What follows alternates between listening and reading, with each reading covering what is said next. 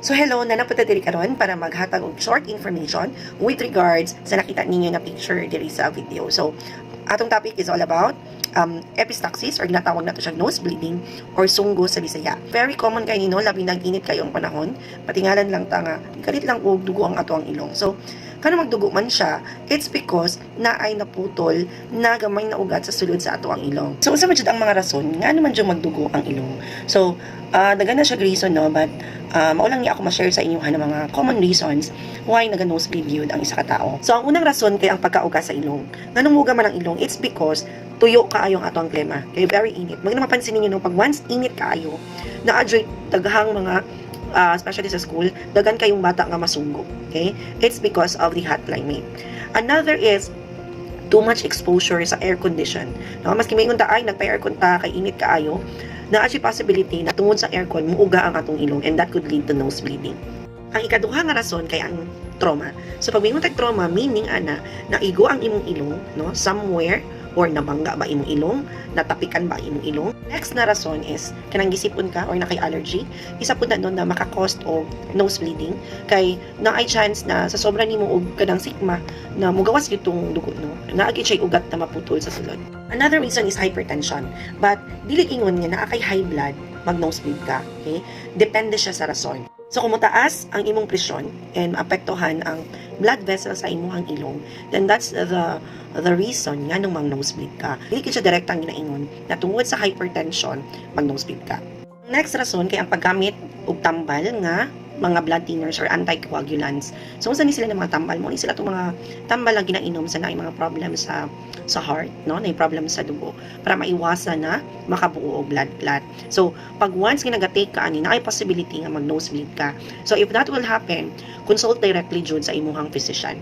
And another reason nga nung magsunggot or mag-nosebleed, it's because naay mga medical condition na wala na nahibalan. Maybe naatay problem sa ato ang bleeding or naatay bleeding disorders or di kaya naabantay nasal polyps sa sulod sa atong ilong.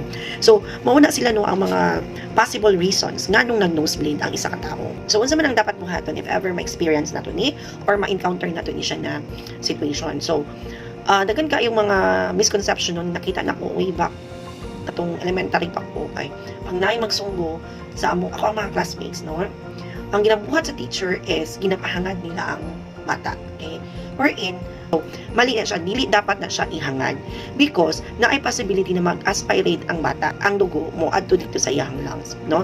To prevent aspiration, dapat maglingkod lang yun and nakaduko ang ulo, no? Duko lang yun ang ulo, dili hangad, okay? And then, once na nakadungo na ka, that's the time na pwede ninyo i-press na ang soft part sa inyong ilong. No, i-press mo na siya for 10 to 15 minutes hantod sa mawala na or mag-stop na ang bleeding.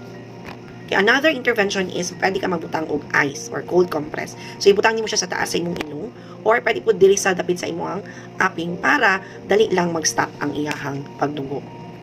So if mahuman na no, nabuhat na nimo tong tanan and nag-stop na ang bleeding, that's the time na magpahuway ka. Dili ka magsige og lihok-lihok, no? And then i-maintain nimo na moist ang imong ilong. So if needed gyud na magamit kag nasal spray, so you can use nasal spray.